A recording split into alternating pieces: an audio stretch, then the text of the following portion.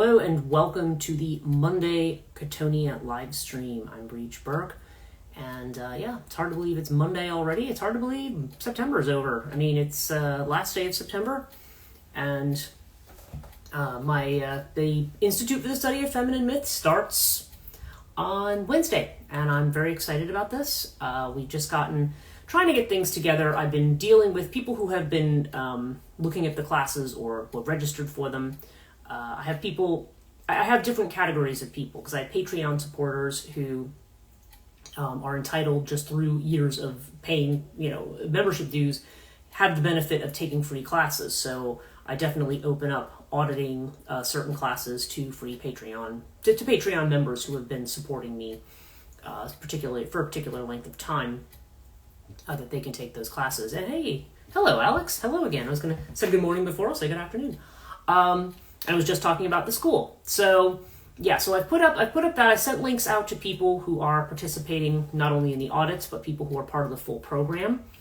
But Wix, it's like if people didn't pay through Wix, it's giving me, it's just been a really, like trying to invite participants. I feel like I'm going in a circle. I'm like, okay, I just want to add people or who have paid on the outside, who have done, and they're just like, oh, right, you just go here and add this person here. I'm like, no, it doesn't let me add. Oh, well, they have to subscribe to the page. Yeah, but the only way they can join the page is if they pay. Like, it's driving me in circles. So I'm going to need a lot more time with Wix on the phone than just going through their AI, instructions or whatever. So that is going to be something I do this afternoon. My damaged car is going into the shop tomorrow, unless I get a call that something changes. So I had to confirm rental reservations for tomorrow, and it's just been very busy. Afternoon, listen to the new pod, very cool. No worries, got the emails. Good. Okay. Yes, because Alex is definitely part of the class. We've got right now 3 full-timers, 2 auditors on this one, and I know one of the people auditing is going to be auditing on the second one.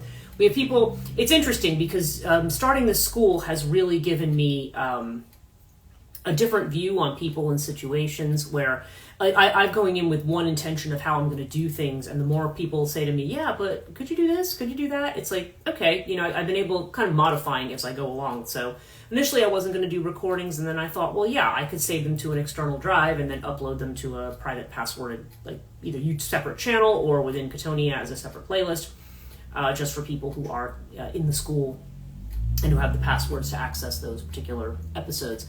So I'm refiguring a lot of stuff right now, and but we're ready to go. Joanna sent me a text with a thumbs up that she's gotten everything for Wednesday, and I know she's more than ready to go. So that's going to be great. So we're going to have 2 weeks. It's going to be the first week of lecture. The second week's going to be seminar, and then the following weeks are going to be the other ones. Kate Kinsberry, she did send me another message. I have to look and see if she is. I know she was hoping might potentially have to do a schedule rearrangement for her, but I'm not sure if the person she would have to switch with would be able to switch. So I'm realizing I still have to text this person and figure that out, but got a little bit of time. So so the school is definitely coming along, and we're diving headfirst into the experiment, and we're going to see where it's going to go. There's another person who's joined the school who had suggested to me the possibility of who also has a podcast and interviews people. There's other people who are having very similar ideas with schools and with coming from different perspectives than maybe what I'm coming at it from. So we're talking about maybe creating a hub, like an educational kind of a service and an educational hub for people who are interested in the psychology of myth or in using these kinds of things as a personal tool for growth. And that can also incorporate some other things too, things I do over at Transition Life Coaching, which might have to do with some people doing like healing sessions or, getting certain types of readings or doing certain things, or just wanting a particular type of service, like trying to move all that together. So I think the idea of a hub's a really good idea. I'm hoping that maybe that's something we can organize a few people and see if they're interested in doing that, because then we could all refer each other. We could be in like a little referral chain where we could just all refer each other for services. It's like, oh, you want to come to me for this, but you want Akashic Records? Oh, well, go over to this person over here and go to this place here. And so, yeah. So anyway, lots of possibility here about what we could do. So yeah, it's a lot of exciting stuff. Just very incredibly busy. On the Chthonia side of the house, I've got certainly we've kind of ramping up a little bit of the promotion. Ellen Jones has been ramping up a little bit more of the promotion on her book. Something I feel like I'm going to need to do as well. Actually, all of my books on Chthonia books, I feel like it's like when you kind of only can focus on one thing really well at a time. So I would like to try to do more in terms of the promotion. And I do have one other novel that I would like to finish. With everything else I'm doing, I'm like, in my spare time, maybe I'll give up sleep. But there's a tremendous amount that's going on right now. So we will see what happens with that. Now, this week's podcast was on the Queen of Elphame. And Queen of Elphame is a term. I remember the first time I actually learned that term.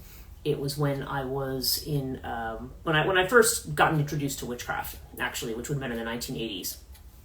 And probably because I was reading a lot of these different things at the time, whatever was in the mythical encyclopedias at that time, what Doreen Valiente would have to say about it. I don't think I came across Gardner's book initially. We didn't have that one. And hello, April. It's good to have you. So when I discovered the idea of the Queen of Elphame, I hadn't, and I can't remember the first place I saw it. I want to say it was Doreen Valiente. But it could have been, I also looked at Charles Godfrey Leland's Aradia, The Gospel of Witches. I know I was exposed to Starhawk's book, also Drawing Down the Moon by Margot Adler. These were all the books that I saw when I was, probably, 15, 16. And having these experiences and trying to understand them for the first time, and witchcraft being kind of the first path that I went to that was deviating from the path of Catholicism. And and back in the 80s, it's not like there's no TikTok witches. There was no in the 90s they were calling it like cyber paganism or something like that. That was the funny catchword that they had then. But it was before anything on the internet. You were still doing things by mail, doing courses by mail, and doing stuff like that. I remember Gavin and Yvonne Frost, and I remember. What was it? And then the Circle Sanctuary up in Wisconsin and Mount Horeb, and which I think Solana Fox is still part of that. I think she's still around.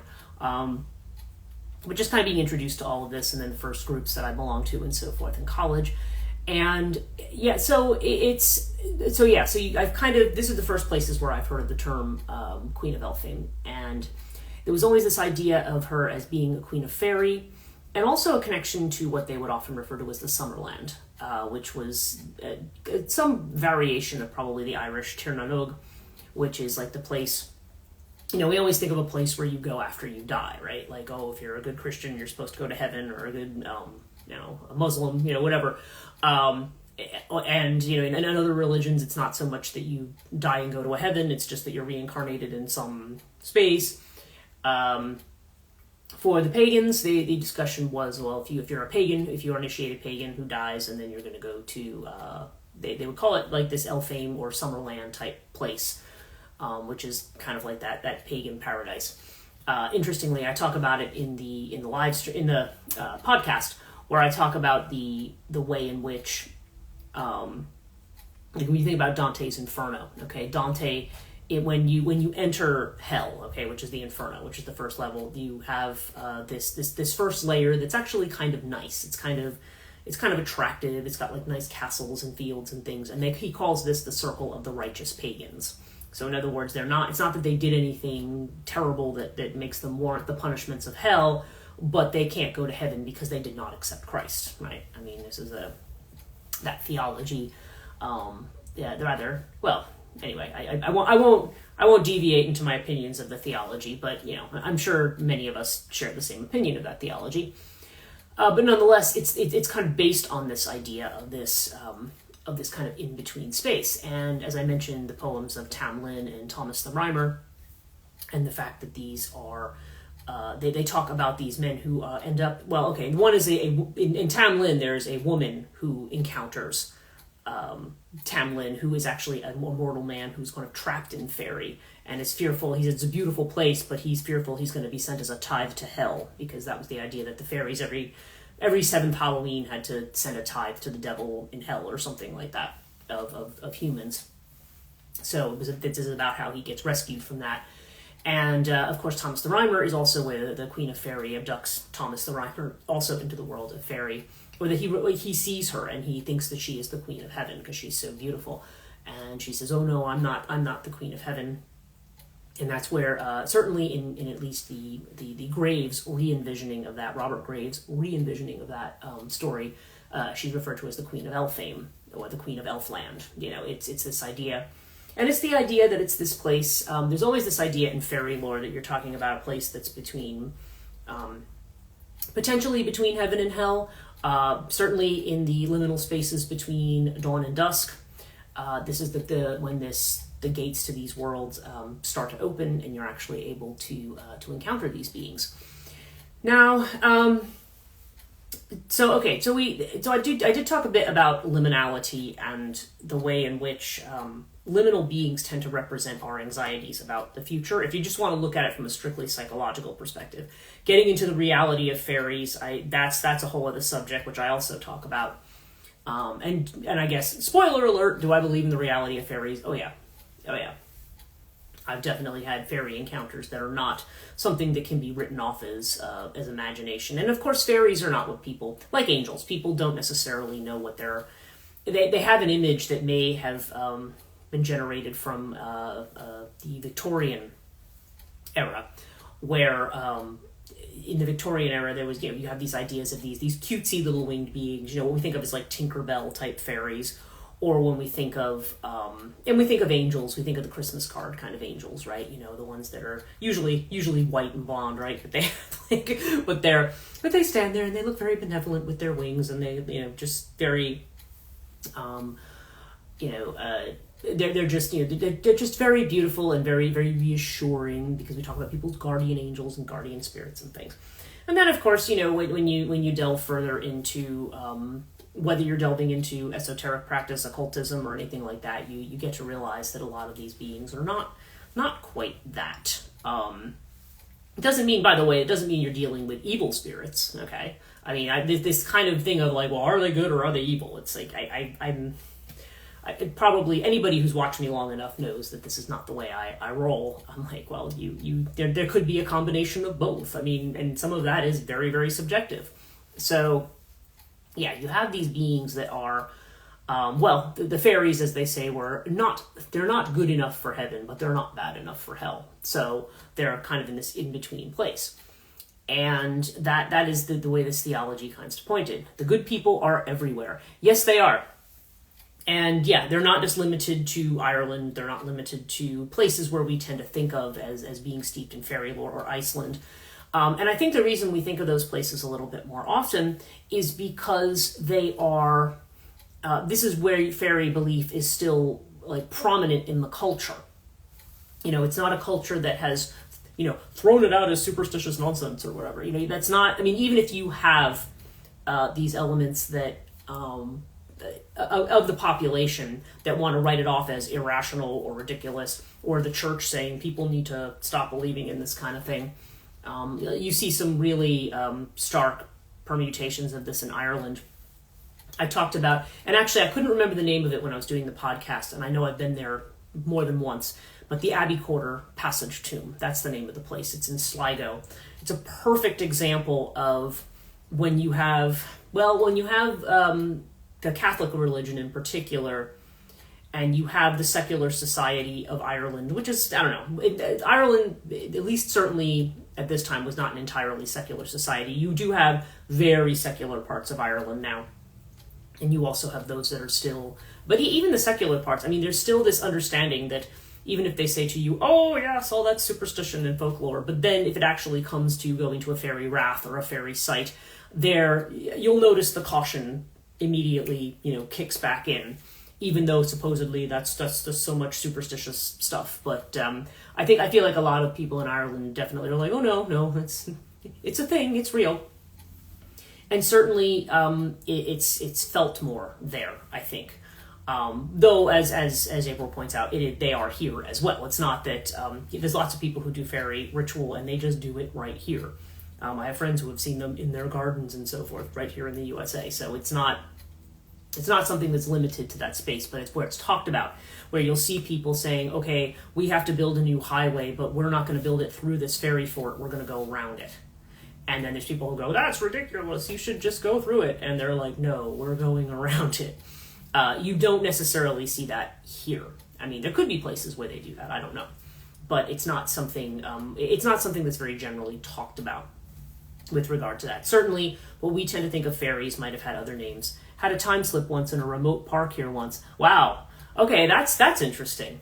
Yeah, and time slips and fairies, because that's something I brought up in the podcast, was that I feel like a lot of this has to do with time and our illusions about time.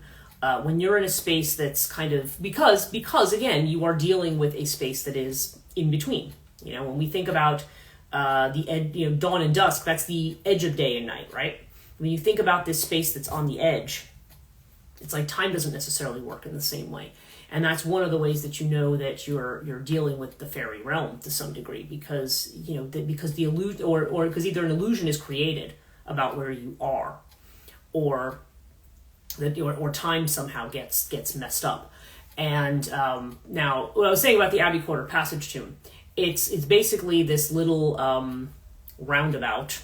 I remember the first time I went to Sligo, and I asked the woman at the office, and I had to trying to remember this because this was back in 2018, I think was the first time I went there. Are fairies of a divine nature or goddesses?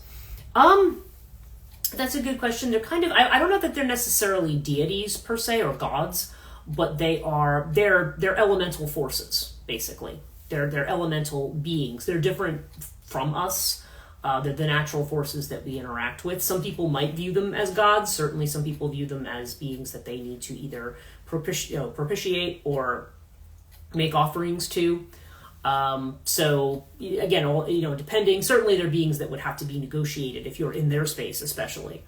But I don't know. I don't know that they're technically viewed as deities per se, although, again, the ancient idea of a god is so different from the one that we have now that there might be, there's overlap there, I'm sure, to some degree. So at this Abbey Quarter Passage Tomb, it's literally, they were building these, I think they were council houses in this area in the 50s, and there was this fairy fort. There was this passage tomb, and they were like, oh, we're not, same thing, we're not building on that passage tomb because the fairies are there, and that will bring very, very ill luck to the whole area. And so they ended up building around it. This is this tiny little roundabout with curbstones sticking out of it, and there's this giant marble cross in the middle of it with like a I don't know, Mary and probably the two Marys or whatever looking up at the cross, like, some kind of a scene like that. And it's massive. It massively overshadows this tiny little roundabout with these little curbstones sticking out. And I remember the first time I talked to the woman in the Sligo tourism office, because I saw signs, and I said, well, where is this place? And she says, oh, she told me how to get there. And she says, yeah, it's got this big cross on it. And she's like, just don't ask. It's like an embarrassment.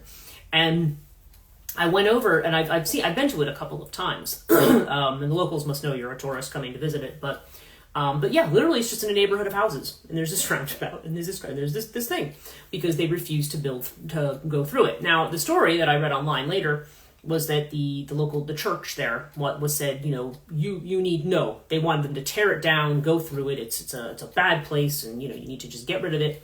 And the locals said, we're not tearing anything down, because we're not going to feel the ill effects of your decision. So what the church decided to do was they were going to stick their big cross in the middle of it to put those fairies in their place, right? And I was like, wow, this little place right here just tells you absolutely everything you need to know about the Catholic religion in Ireland in some ways. It's just like it's like a microcosm of this bigger picture. And I always thought that was very, it's amusing, but it's just weird. And just being there, I found the cross. And I'm not saying this is like as any kind of anti-Christian statement, but I find the cross there offensive. It just feels completely wrong there, and it almost looks stupid there. just to say, it wasn't something. It really just I don't know. It demonstrates a lot of things. But okay, So I've done the podcast on the Queen of Elphame, so I don't want to just rehash the podcast here. But the and the thing about time and everything, yeah, I've talked many times about my experience at the site of the Second Battle of Moytura from the that was talked about with the Tua de Danann. And I've been to that site because obviously I was researching the Morrigan. I went to the cave where well, not the cave, but the river. I've been to her cave too, but the Usheen River where she supposedly mates with the Dagda and tells him, and basically conspires with him to destroy the Fomorians in the war. And then we go down the street to the battlefield, which I went with this tour guide called Michael Keneally. Very nice guy. He's written some really good books, and he does astrology. I think he does Vedic and Western astrology. But he had a site, and I forget the name of his site now, but you could pay him and he would take you like on a driving, you could customize your own tour of what you wanted to see in the Irish countryside. Because I'm telling you, these are not places I would have found on my own, even if I was willing to drive in Ireland. They would not have been places I would have found my own. And I'm not willing to drive in Ireland or England. I'm not ready to do that. And, welcome everybody who's just joined. Wow, a bunch of people. So I've talked about my story at Moytura where I went with Michael Keneally and he was showing me the places. There's like this little stone marker that's on the site, and then you go over the hill and there's a site, supposedly at least one of the sites listed as where Lugh is given his his speech about what does everybody bring to the battle, which is in the text of the myth, and then or the folktale. And then there's a Neolithic tomb nearby as well. So there's a lot in that little space. It's a very magical space. But I remember when it was a very rainy, crappy day, which it frequently is in Ireland. And so we were leaving the space, and really you go back to where the stone marker is, and there's like a path that goes right down, and you just go around and it goes back out to the road. And we're walking around, and there's no path. The path is gone, completely gone. And Michael and I walk around. We kept going back. I'm like, okay, we got to go back to this spot. It's got to be here. And finally, he's like, this is quite serious. He says, I can't. And he's been there many, many times, by the way. He's not like, it's not like the first time he ever went there. And he's like, I can't find the path. And I was like, okay, I know what's going on here. So I kind of made this comment to the fair. I was ready to turn my coat inside out, actually. But I was like, so I just said, look, we're here. We're not here disrespecting this place. Very funny. Just show us where the gate is, because I'm tired and I want to get out of here. And all of a sudden he's like, oh, there's the path. All of a sudden the path just appeared again, and we were able to walk out. But I think I've mentioned I had 2 pendulums in my pocket. Now I have a like an LL Bean raincoat. It's like a blue one. And it's got zippered pockets that are really deep. Now my pockets were zipped shut. I had the pendulums, but I never really took them out. They were just there. And when I got back to my hotel room in Sligo, one of them was gone. It was the one that was made out of blue stone. That one was gone. And I looked everywhere for it, and I knew I did not take it out. I was like, oh, that's what they took. That's like, okay, we're taking that, but now you can find the way out. So you always have to pay something to the fairies. There's nothing you do for free. So in any case, I've told that story many times, but it's, but yeah, I mean, that, and according to Alex's point, there was a lot of time slips and things as well, where I would go places and I think I'd been gone 5 minutes and I'd been gone like 2 hours, or even vice versa. You think that something has taken 2 hours and you realize you've only been away for like a few minutes. There was a lot of that kind of stuff that went on there in particular, and I'm not sure if there's just something about the space that makes it more open to that, because as like I said, fairy activity you can find anywhere, and usually it goes by different names in the Americas, but at least among indigenous people and so forth, there's different names, but nonetheless those energies are all around, because they're the energies of nature. They're nature spirits. And so okay, what I actually was going to talk about on this live stream was, and again, I encourage you to listen to the podcast. One of the things I do in the podcast is I have a little bit of a rant about, when we talk about the term Queen of Elphame and what it means and where it comes from, because there's a multitude. Wow, I'm trying to put multiple and multitude together. That was really weird. Okay, there's a multitude of different spellings of Queen of Elphame. And this one, the reason I used the one that I think is probably the least accurate for the podcast is because I have is because that is the one that most people know. That is the most popularly used one, and that came from Robert Graves. Okay, and I go off on the podcast a little bit. I have a little bit of a beef with Robert Graves, and I talk a little bit about it. But really, when I listen back to it, I'm like, I just sound a little bit like, like the female version of like Grandpa yelling at clouds a little bit, okay, so you don't like Robert Graves. What don't you like about him? And it's just kind of this amorphous, he sucks, and that's, not particularly academic. I mean, it's, so I thought, okay, what I actually want to talk about is just to talk a little bit about why I don't like Robert Graves, okay? Just like last week, we talked about why I don't like Jordan Peterson. And by extension, the reason why I take Barbara Walker with a grain of salt, even though she has an amazing tarot deck that I love. Her interpretation of myth is one, and it's been cited in a lot of places. I think Ronald Hutton had put it the best. He said, certainly when we talk about Graves, he has done more to confuse people about Celtic myth and Celtic story than probably any other writer. And Graves himself was very disappointed that his work was not just accepted as like the canon for interpreting Celtic myth. But there's a good reason, and it's because most of it is bullshit. I mean, he has a way of doing things. I when I was in grad school, Dr. Phelan, who was my director of my dissertation, and I also took all my psych of myth classes and stuff with her. When she wanted to use a myth collection, she had us get the Graves one, which I refused to buy. The library I worked at had one, so I was like, I'm borrow the library copy. I don't even want this in my house.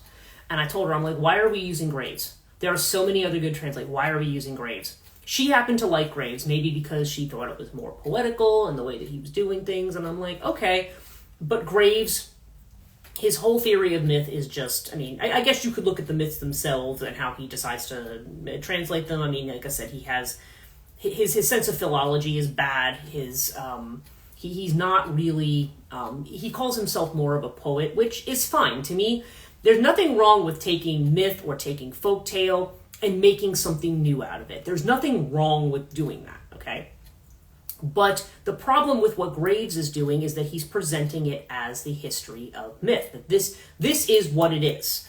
What I'm saying here and all these connections that I'm making, and this is where people get a lot of their misinformation about myths of the matriarchy. The idea that, we all started with that benevolent mother goddess, and then those terrible patriarchs came in and brought war, and then everything was terrible. And yeah, I know I only say it in that tone of voice because that's kind of the way I feel about it.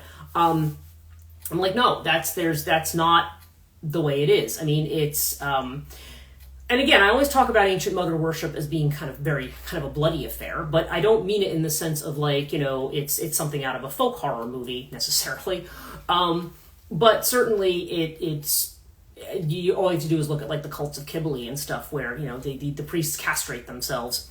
And these are cults where there has been just, when we talk about human sacrifice and things like that potentially going on, those are the cults it tends to be connected to, because the idea is that, you give something to the Earth Mother, and, the Earth Mother gives you all of her things, and you give something of that kind of value back to her. There's that kind of a thing. That's not all just the tropes of folk horror. In some cases, there's definitely some sense that was a practice that went on. Now, of course, later on, these practices all change and everything, and there's not necessarily seen to be necessity for it. But it's interesting how many Western scholars try to interpret that and try to put some kind of a spin on it in terms of what it means, which is why certain theories of myth, especially ones that people dubbed universal, where they'll say, okay, that myths have an archetypal meaning. When they start doing things like that, then that's where that way of looking at myth falls into disfavor. Now, when you're talking about a myth as an archetype, okay, when you talk about myth as an archetype, it's very much, okay, we're not necessarily saying that there's one universal meaning for a myth. Simply that a myth is an expression of an archetype, and an archetype is actually, strictly speaking, an unknown. It's just kind of a collection of ideas that seem to be, that you find regardless of the culture, the cultures may interpret them differently, but there seems to be something about them that is similar enough. For example, there's going to be myths about birth and death. Okay, everybody experiences birth and death. Doesn't matter what culture you're in. Everybody's born, everybody dies. Okay, so there's going to be mythologies around those things. Does that mean they're all the same? Not necessarily, because it's not necessarily, the archetype isn't necessarily always understood in the same way. Okay, we don't understand the idea of mother the same way. We don't understand the idea of father the same way. Trickster is that archetype of the unknown, what comes in and just sort of, they talk about it as being like the deity that clumsily inserts itself into something and does something bizarre. It's like almost, it's the archetypes of, but not only the magician, but the fool, the clown, just this kind of chaotic energy ends up kind of being under that kind of archetype. Jung says that one is the oldest because that one is, because when you think about it, I mean, most of what we're dealing with is, the fundamentals that underpin everything are chaotic. I mean, it's not, we're always looking for a certain amount of order, but there is a fundamental chaos under things. And if we think that life is always going to run in an orderly manner, we frequently are disappointed. So anyway, this is just to talk about myth and archetypes, which a theory which I think is useful. I think it is, but again, because of people like Graves, this has all gotten mixed up in this other kinds of way of thinking, which is actually a school of theory called myth and ritual. And now, this is a really early school, so we're talking about Fraser, okay, George Fraser, who did the Golden Bough, which was a really impressive collection of myth. However, again, his interpretation of it, it's like when Arthur Evans went to Knossos, okay, the site of Knossos on Crete, on the island of Crete, where they had that ancient civilization, Minoan civilization that they discovered. They had the temple, and they had this big palace, the palace at Knossos.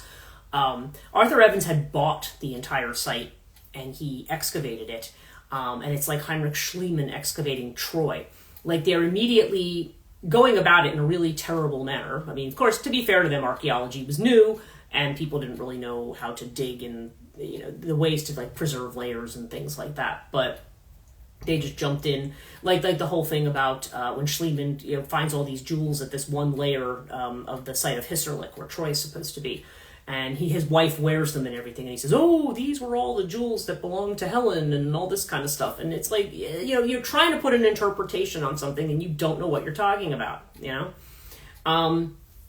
You just don't, we don't know. You can't just go out and say, no, this is actually what this is and what it means. We don't know.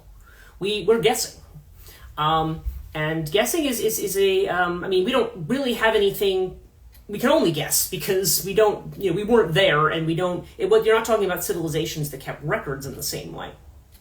And even if they do, you think about how much out here is based on, spin and propaganda and stuff like that. I think once people start writing that aspect of it's going to be there, there's only going to be somebody who's going to be putting some kind of a spin on something. So whether or not you're always getting something historically accurate or whether you're just getting it from one person's perspective is also not always clear. But when you talk about these things, and I think I've mentioned this before, the two really good examples that I had seen were there's that book called Villa of the Mysteries. It's a children's book about, like I said, a civilization. This was written back in the, I want to say late 70s, early 80s, but there was the idea that there was this, it's a picture book saying, okay, the civilization was completely wiped out by too much junk mail or something, and then so now archaeologists are digging through, they find this hotel, basically. It's basically kind of like a Ramada Inn or a Marriott or something, and that's now completely been taken over by all this junk, and so they're doing their archaeological dig on it, and they're finding things in the hotel. Like they find a toilet, and they find the toilet seat, and they say, oh, this must be the vessel of the goddess because it held water, and and then they take the toilet seat and it's kind of like Schliemann's wife. The woman wears it around her neck because this was clearly the decoration of the high priestess, and it's hilarious because it's so wrong. And but it makes the point. It makes the point that you don't know what stuff was used for. I remember the first time I went to Newth, I think, which is a site in Ireland. It was when I was in grad school, and we had a tour with the archaeologists who were talking about what was going on at the site. And the archaeologist said, well, yeah, it could have been, this could have been a religious ritual site. It could have been a place where they did this. He says, we don't know. We're just making it up. We don't know. And, but they're just guessing based on what they think they know about those societies. And, you don't know. So for Graves to make these kinds of assertions are ridiculous. So what I wanted to share with you here, there's a piece that I always look at the introduction to Graves' Greek mythology, his Greek myths, his book of Greek myths. And because I want to drive home the point of what's just wrong with his whole theory of myth. So I'm going to his introduction where he explains his theory of myth. So he talks first about the idea that he talks about the idea that there was a literature for the masses, and then there was the classical literature that was for the educated and stuff like that. So he kind of gets into something like that. And then he talks about the chimerical name of the nature of stories and myths and things. And then he says this. He says, so he talks about the way in which, a chimera in a coat of arms versus a chimera in, the way they might have been understood mythically or maybe literally. And he says, now this is what he says. Only a small part, however, of the huge disorganized corpus of Greek mythology, which contains importations from Crete, Egypt, Palestine, Phrygia, Babylonia, and elsewhere, pretty much anywhere, can properly be classified with the chimera as true myth. Okay, so what is he saying? Very little qualifies as an actual myth. Now here's his definition of myth. True myth may be defined as the reduction to narrative shorthand of ritual mime performed on public festivals and in many cases recorded pictorially on temple walls, vases, seals, bowls, mirrors, chests, shields, tapestries, and the like. The chimera and her fellow calendar beasts must have figured prominently in these dramatic performances, with their iconic and oral records become the prime authority or charter for religious institutions of each tribe, clan, or city. So what he is saying, this is what they call myth and ritual theory. And not only he embraces it, Fraser, Jane Harrison embraced it. Joseph Campbell dips into it now and again too, which is part of the problem that people have with him.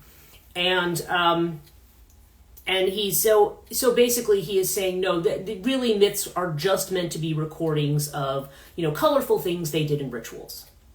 Okay, that's his definition of myth. And I have never understood myth and ritual theory. I've never understood why that holds any weight, other than when you think about a very rationalistic early 20th century, late 19th century group of scholars that want to interpret everything functionally. Okay, well, they talk about the function of myth. Well, what does it do? Oh, well, it must just be a recording of a performance that they did. That sounds like Freud, Freud tries to talk about religion in that way as well. And we don't really pay a whole lot of attention to Freud anymore either, because the nuances are much greater than that. The reason that something is a myth, first of all, myth comes from muthos, which means to say out loud or to speak out loud. So this implies that it's something that the bards do. The bards speak in myth. And they are, and what they're doing is they're basically telling kind of what's meant to be the history of a particular tribe or nation, well, probably more tribe at that time, because they all have their bard, and the bard sings, and he has to memorize that, because there was no written language, but he would sing about the deeds of this great warrior or that one. Has nothing to do with ritual. See, according to Graves' definition, that's not myth. But most of what we know about mythology comes out of those texts. And then, of course, it has to do with what we might have thought of as the religion of the time. Now, and so according to him, that's also separate from the myth. And it's more like that myth is kind of reduced to a kind of tribal custom in a way. So he says, subjects were archaic magic makings that promoted fertility or stability of a sacred queendom or kingdom, queendoms having, it seems, preceded kingdoms throughout the Greek-speaking area, and amendments to these introduced as circumstances required.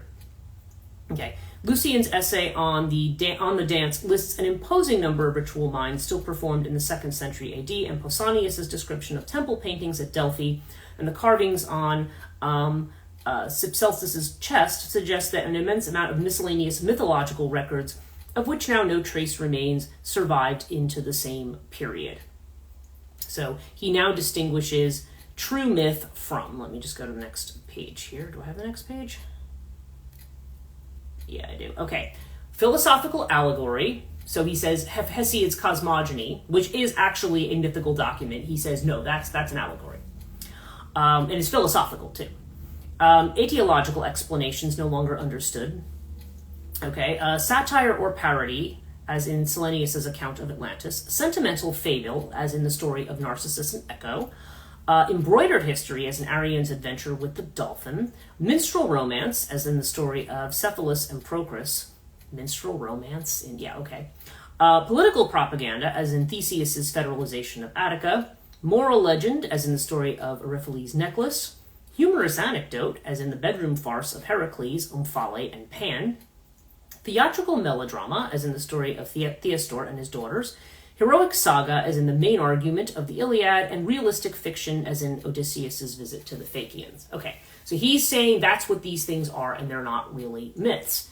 And that's just semantics. It's just kind of bullshit. Basically, when you're talking about a myth is something spoken out loud. It is distinct from history in that history is supposed to be something told from one person to another, and the person telling the account is said to be credible. Okay? Historia is the word, like, it doesn't, we always think of history as being something dry, journalistic, and factual. It's not. Or at least that's not what the original meaning of the word is. I mean, in French, l'histoire is, which is spelled like history, kind of, is the word for storytelling. But the difference, when you look at ancient Greek histories, you look at Herodotus, you look at Thucydides, you look at these different annals, they're considered to be histories, Ctesias. I mean, the histories that they wrote are often taken with a grain of salt because they're not considered to be necessarily factual. Okay, history is like when you read in Herodotus and he'll say, "Oh yeah, I heard this thing about the." He was talking about the mystery cults. He was talking particularly about the Orphics. Oh yeah, they wear these. I hear that they wear these wool clothes and they do this and they do that. And I heard this from somebody in Egypt, and he's a pretty credible guy, so I believe what he has to say about them. And he says that this happens here. That's their idea of history. But we now call, anecdote from other people is what they refer to as history, which is why we don't take it as a kind of literal fact. Because the interpretation, what you wrote down and what you interpreted as reality, is not the same way of looking at it that we do now.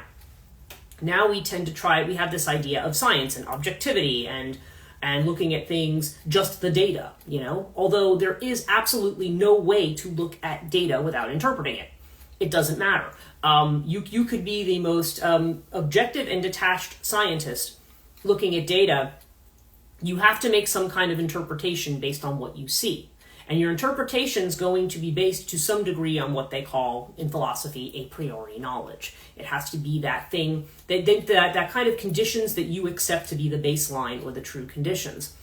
And, the question is whether or not your baseline assumptions are correct or not. And it's not only, even if it may be in some circumstances and maybe not in others. So it's when you're looking at truth in that way, if all truth has to be verifiable according to that standard, well, you can't unless you, and even if you completely detach from your body, well, who's the other person making the interpretation? Who's the detached part of you making the interpretation, right?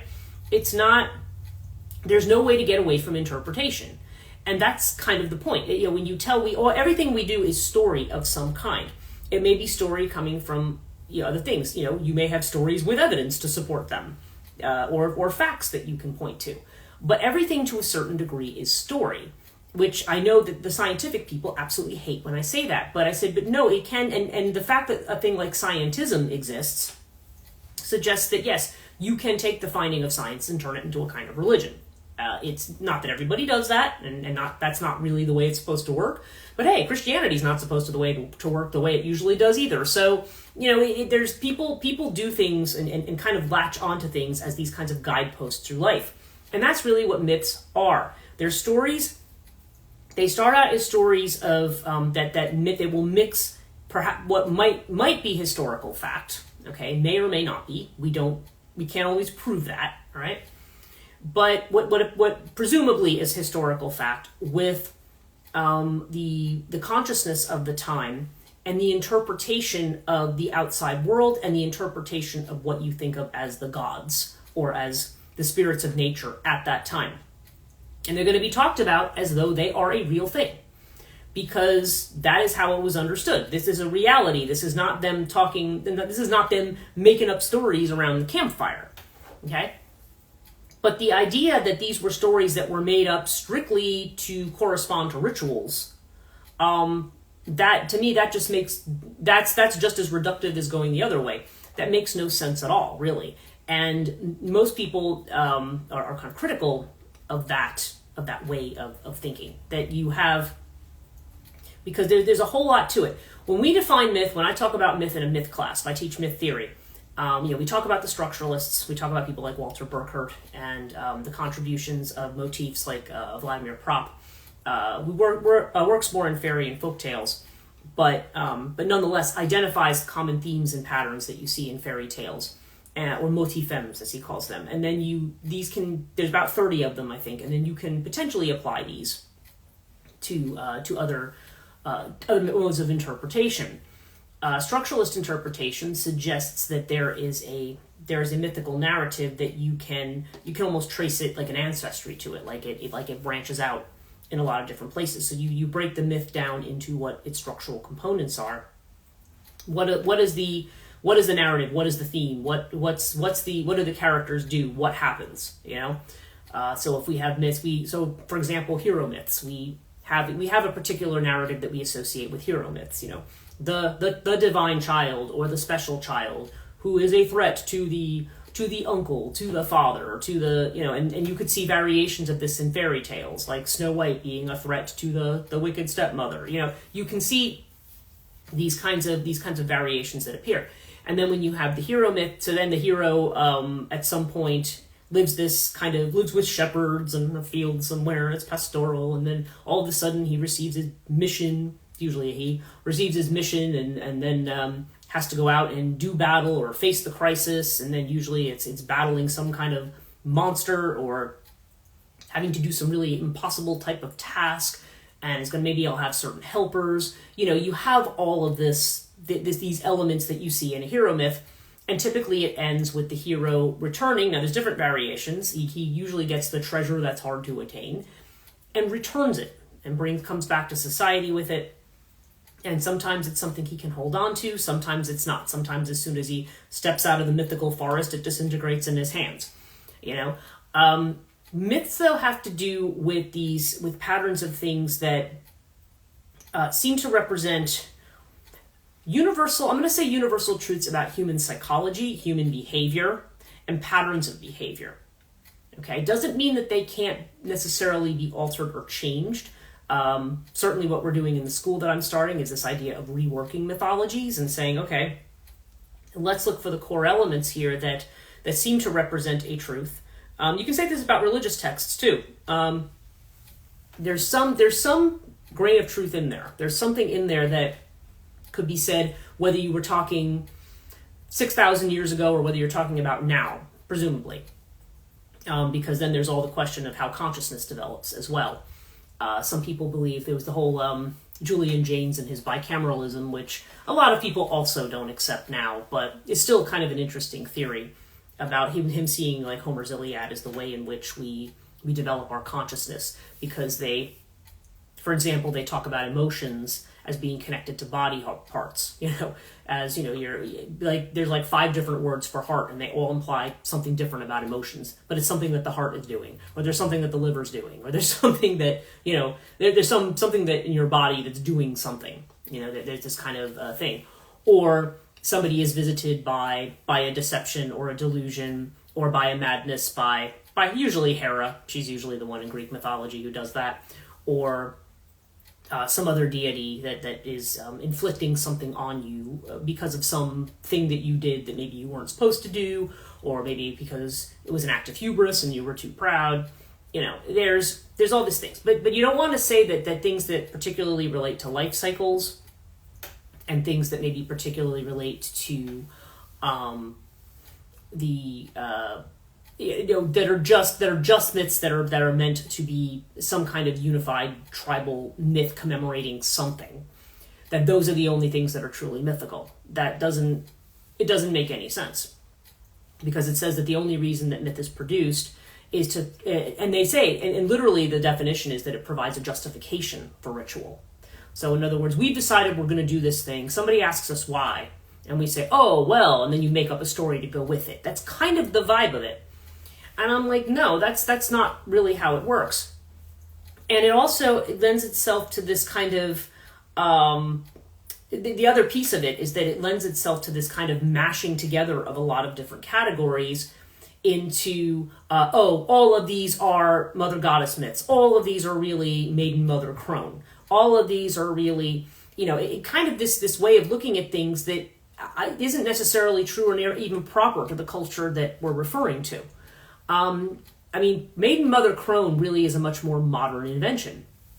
Probably it comes from him too. But it's just like this idea that, that this is something that people think, oh, this is what the ancients believed. And actually, it's not what the ancients believed. That's a much more modern, like, Wiccan construct that we go with. Even though, yes, we understand that there are myths of the waxing moon, the full moon, the waning moon. To conceive of it that way, or conceive of the cycle and the goddesses in that way, ain't necessarily so. But I think that's something, and then we try to take these older beliefs and try to shoehorn them into these newer constructs that we have and say, oh, well, this is what the ancient people believed. This is really what they were doing. When I talked about Barbara Walker, because she's another one, she borrows a lot from graves and from other sources that are questionable. Certainly, you have to look at them all with a grain of salt. And I feel like when Walker was talking about fairyland, she says, and she talks about the Queen of Elphame. She says, oh, well, clearly she's the survival of an ancient, fertility goddess. Says who? It's just, why would you automatically assume that? There's a lot of problems with assuming that every beautiful female figure in myth is a fertility goddess. There's a problem with that. That's not necessarily what their role is. Never mind the whole idea that just making the assumption that everything's about fertility, because that's back to us saying, oh, there must be a function for this. Functions are not necessarily about, utilitarian kinds of things. It's not just like, oh, they all have to be about finding food, shelter, clothing, and reproducing. It's not, myth does not have to fall into those categories, but we act as though, oh no, like just like evolutionary psych, there has to be a meaning and a purpose to it with regard to our evolution or to our biology and things like that. And even if you assume that you could find such an interpretation, that's not the necessary one. Human psychology is a very, very complicated thing. And I just think Greek myth is interesting in the way it represents these underworld forces, or these different forces, and the way in which they impact us. And these forces are capricious. They're not, you can make all the sacrifices to the gods you want. You're not necessarily going to get what you want. It's not, and same with working with fairies. Oftentimes there's bargains and pacts and things that are made, but there's a certain amount here of recognizing that, you may do all of this and still not get, you may follow all the rules and still not get what you want, which people don't understand. They think of that as, oh, well, that's like a trickster element, or that's evil, or that's, but that's not how any of it actually works. It's very much that's a kind of an assumption that we have now. We even see it even in modern views of prayer. People say, oh, well, I pray and I only get what I want 50% of the time. Well, it's not like that's, technically speaking, that's not what prayer is. You could pray for stuff, but that's not really what prayer is for. Prayer is not just like, I'm going to ask God so I get stuff. Prayer is supposed to be more of it's kind of supposed to be more of a dialogue, right? It's supposed to be more of a dialogue and building a relationship. Similarly, in archaic religion, you're trying to build a relationship with these spirits. With the fairies, if you live in the realm of the fairies, you're building a relationship with the fairies. It's not, these are the forces that operate on your life, and the natural forces are much better understood, and perhaps not only are they understood, but they may also be, in a certain sense, anthropomorphized. They're given a kind of a form that the mind can comprehend. But it's understood that you're dealing with a kind of force that's very, very unpredictable and isn't necessarily going to be what you expect it to be. Kind of goes back to what I said at the beginning about fairies being, we assume that they're these cute Tinkerbell-like creatures. Well, not typically in the descriptions that they have of fairies. Some of them can be downright terrifying. And certainly in the way they act, they have what they think is funny, may not be funny to you at all. It can really mess you up and cause a lot of trauma, but they think it's funny, right? So these are forces that are tricky, and these are natural forces. We are so removed from nature these days that we don't know what that looks like. So especially these 19th century guys sitting down in their university studies making decisions about what all of this meant, there's no experience there. I mean, I tend towards Jung still, because even though people might argue, well, Jung's a guy who kind of was academic guy, but see, Jung also dealt with people. He dealt with patients, and if you look at the Red Book, he went through his own journey too.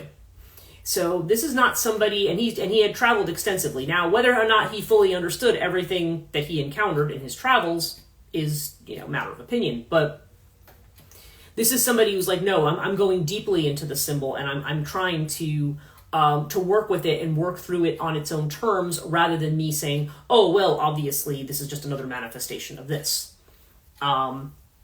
We can draw those kinds of parallels, but they're not necessary. It's not necessarily what it's about. And when it comes to ancient religion and ancient religious practice, or even working with the fairies and so forth, you're not working with. It's not exactly a known quantity. It's something that you have to be careful with, because any expectation that you lay on the situation may not be what the outcome is. It's not what it is, So I don't know. So Graves has this idea about what true myth is, and to him, most of what's Greek myth is not true myth. But to him, true myth is only something that explains a ritual. And so when he starts talking about, when he starts translating these things and his interpretations of it, you start to see these kinds of interpretations of things that, again, they're fanciful. They may be something that he's made up, but none of it reflects necessarily the actual text. It doesn't reflect what it is that we need to get out of these texts, what these texts do. Because myths ultimately, they may be part of different types of stories. And myths themselves, it's not like, oh, here's the big book O Myths from, 1500 BCE. That's not how it works. Iliad and the Odyssey are the only works that are collected like in 24 books that you have. If you read the rest of the epic cycle and things, they're all pieces and fragments. What we know of myth is fragmentary, or we know it through scholia. We know it because it was interpreted. Alex says, the white goddess was of interest to peers of mine in younger years. It felt so romanticized and flowery. Yeah, and exactly. The white goddess as a, if you want to look at it as just kind of romantic poetical work, that's great. But it was often taken by people as the history of, as the literal history of Celtic people, the literal history of witchcraft and things. They say, oh, yeah, Robert Graves is writing history. He's not. He's, well, maybe in the original sense, he's just telling a story, and I'm not even sure he's credible, but he's telling a story. And yeah, you can say it's a nice story, and I enjoy that story, but when people start saying, well, let's look at the scholarship here, there really isn't any scholarship. This is him making decisions about things. It's like when people decide, like, when people say to me, oh, all of those gods are exactly the same, or, oh, well, all those names sound the same, so therefore that means they're all really the same being. There's no, it doesn't, the etymology, the philology, and also just the source and the context of those myths is just completely thrown out in the sense of like, oh yeah, these all kind of, I associate these all with the same thing, so they're all the same thing. And that's not really, it's very, like I said, it's very confusing and misleading is definitely the kindest way to put it. And, and I think this is also too why I know some authors will get upset when they say, well, and you're writing about a goddess, an ancient goddess or a god or something, and you're writing a story about it. They sometimes get angry if you don't stick to, say, what the text will say about it. and try to make him into a new character, because people will say, well, then people will get confused. I'm like, well, yeah, people will get confused. But again, if somebody's establishing that this is my fictional invention and not meant to be the history of this character, there's nothing wrong. Obviously, we're gonna be using and playing with and reworking these myths, our understanding of gods, of characters. We can't just claim that they're the ancient one. We can't claim it's a continuation, or that this is what the ancient people meant. That is not something that's ever... Nobody with any kind of a scholarly ethics would say something like that, because we don't know what they meant. When we talk, so it kind of brings me back around again to archetypes and archetype theory. And the reason that I think that is one of the best ways to approach myth is because it's not so much about... It's about, what do stories tell us about the human condition, about being alive, and about the way in which we interpret being alive and the milestones. It's not about particular rituals. Rituals are going to vary between cultures, and even the interpretations of those forces are going to vary between cultures. The moon is masculine in some cultures and feminine in others. It's something that one culture considers to be an ill omen, another one thinks it's, hey, that's a sign of great luck, Everybody's working with and understanding nature in their own way. And to kind of whitewash it with, it's all about things that really just kind of correspond to our more modern value. Exactly. Took it as facts. Yeah. Right. And yeah, that's another tangent I could go off on, which I'm not going to go off on because we're about at the hour. But the way in which we seem to, as a species, have a difficulty separating fact from fiction. But that said, there's also sometimes a fine line between those things. When you're interpreting a culture, when you're interpreting a zeitgeist or a set of events or something, and things when we think of as fairy tales and folk tales tend to be more local, whereas the others tend to be something that we see repeated in some form through most cultures. There's still like a narrative thread. It may not be the same characters, but there is something that we can point to. Like Jung said, okay, he says you can have the concept of a treasure hard to attain, but it may be a chest of gold coins in one, and it may be maybe a valuable gem in another, and it may be this in another culture. But the idea of that is still the same. That's what he talks about as a mythical idea. But it will take a different inflection depending on the culture that it's in. Archetypes deal with elementary ideas to humanity, not just to individual people. And none of us, even when we talk about things like soul archetypes and stuff, we don't exactly know what that means. We just know it's a collection of ideas that's around something that we assume about what it means to be alive, or what we perceive about what it means to be alive. And to try to put too fine a point on it and say, this means this means that, or these were only made up stories to serve this function. That's not what it is. And it has gotten a lot of people, especially a lot of modern pagans, just very confused about the nature of ancient religion, which I've talked about many times. But, and again, I'm not claiming I necessarily know a whole lot more about ancient religion. I mean, I've studied the scholarship of certain things, and I can make certain inferences, just like Jake Stratton Kent did and so forth. I mean, who did really in-depth research on that kind of stuff. But nonetheless, like I said, want to make something new, want to bring something new out of it, fine. Don't call it history. And don't, because then people are turning and saying, okay, well, as this scholar said about this, and what that scholar said is just something that it's a connection that they made. It's something that they're fancying, and you have to make the distinction between the two, especially when you're talking about ancient culture, because the reality is, if you really dig into it, nobody knows. Nobody really necessarily knows everything about it. There's no written records.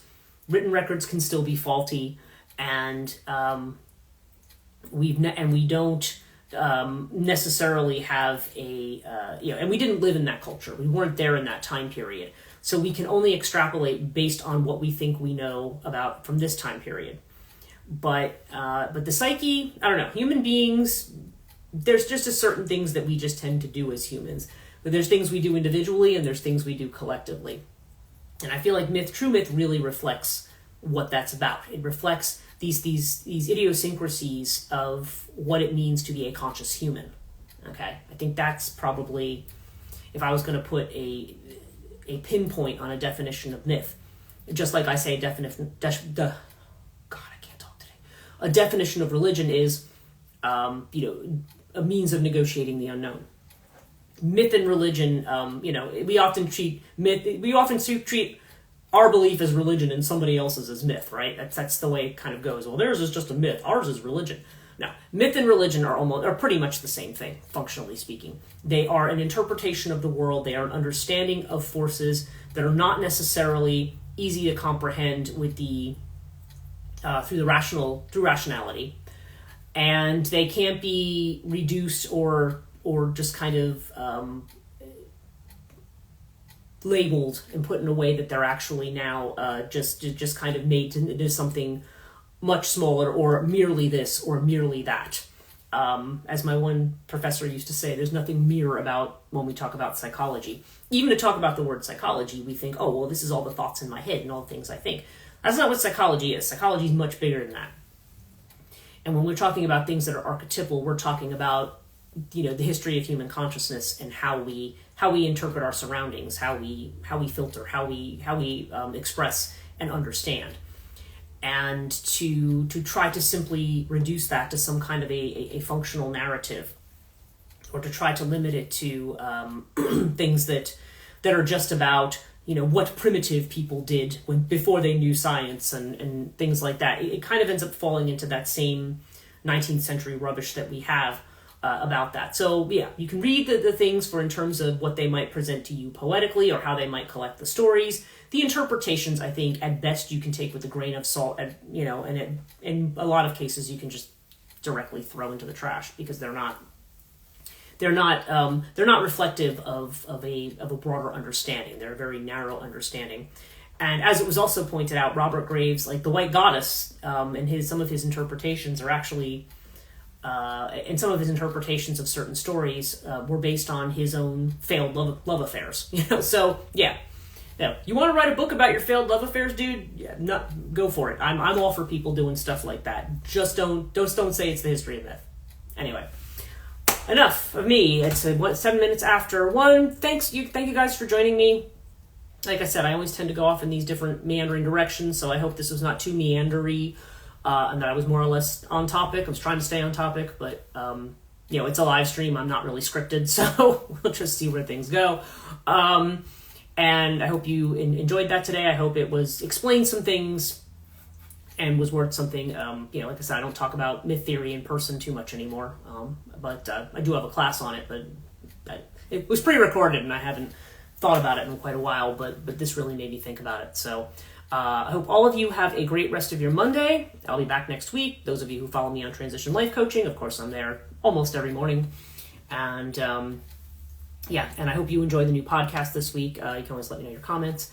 And the ISFM opens this week. So again, there's still time if people want to join us either for auditing or for the full semester. You still have time to do that. There's no applications. You don't need to be an academic. And you don't even need to be a creative person. We'll coach you along and all of that stuff. So have a great rest of your week, and we'll see you next time.